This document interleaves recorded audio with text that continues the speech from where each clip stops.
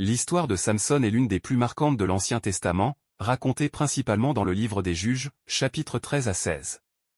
C'est l'histoire d'un homme à la force surhumaine, consacré à Dieu dès sa naissance, mais aussi victime de ses passions et de ses faiblesses. Un enfant consacré à Dieu.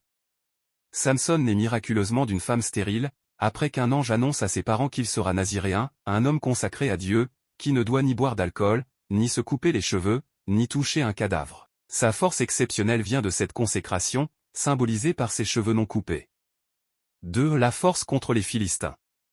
Samson devient juge en Israël à une époque où les Philistins oppriment le peuple hébreu. Il mène des actions solitaires contre eux, avec des exploits légendaires, il tue un lion à main nue. Il massacre 1000 Philistins avec une mâchoire d'âne. Il met le feu au champ des Philistins avec des renards attachés par la queue. Mais Samson agit souvent par colère ou vengeance, et non par stratégie divine. 3. Sa faiblesse, les femmes. C'est l'un des thèmes clés, Samson est fort contre les hommes, mais faible devant les femmes.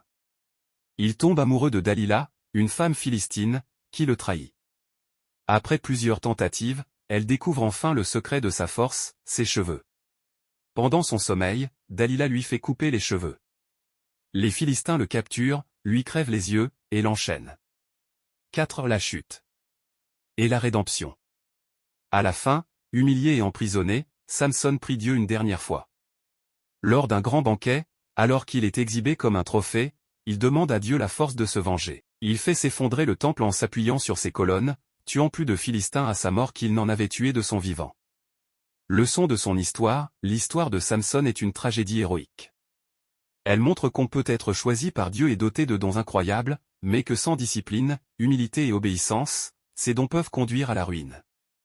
Pourtant, même au plus bas, Dieu reste capable d'agir à travers nous, si nous nous tournons vers lui.